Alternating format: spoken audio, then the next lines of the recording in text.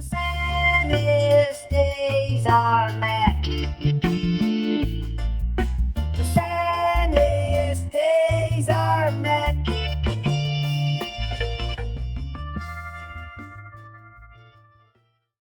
at the Navigation Inn, which I'd probably say it's the home of the Middlesbrough Football Club fans because it's the nearest ground to the stadium.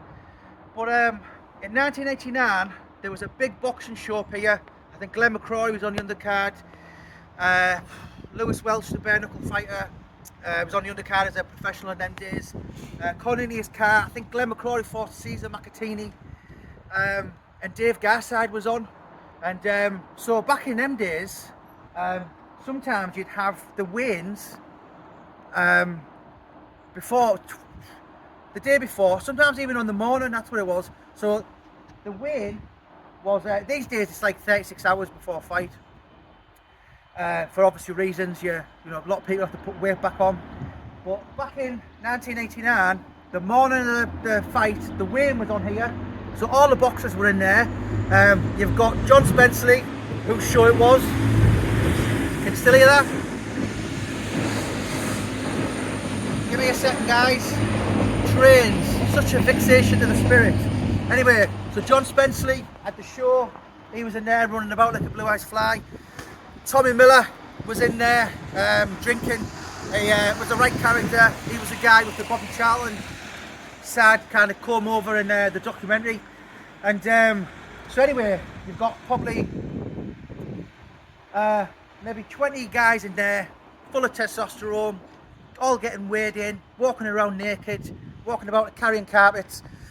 So the after party, there was it got quite hostile, and basically Paul Sykes, a very drunken Paul Sykes turned up. He'd been out of prison something like 3 or 4 weeks. He was always in Middlesbrough anyway. Obviously for John Spenceley, he would quite often stay at the Highfield Hotel, the Baltimore Hotel, sometimes stay in John's, Tony's, and even stay in the Dickens Inn. He actually at one point he was staying in the Dickens Inn at the same time with Alex Higgins. That's another story as well, because Alex Higgins was as fiery as Paul Sykes, the snooker player. He just couldn't fight, but he got into as many fights. Anyway, going back to the story, Dave Garside from Hartlepool won, and basically Paul Sykes turned up causing havoc, slagging everyone off, and he basically said to Dave Garside, I don't know what you're celebrating for, you should be beating people like that. Obviously Dave Garside was very annoyed, and there was quite an altercation to the point where John Spenceley said to me, he said, I thought Dave was going to really put it on him. He said, hey, John Spenceley among a couple of others pulled him off, and John Spenceley kind of, I mean, I've seen John's book where Paul Sykes has signed it, and he said, to the greatest man I ever knew. John, lovely man, miss him dearly. My next book is dedicated to him, the Mickey Duff one. But he kind of was very close to Paul Sykes, but he could talk to him, I suppose, like crap. And after that, Paul Sykes kind of got John to one side and said, John, look, I know we're best mates, but you can't talk to me like that in public. I've got a reputation to think about. And John was like, F off. Do you know what I mean? But there was, this is exactly where the place was.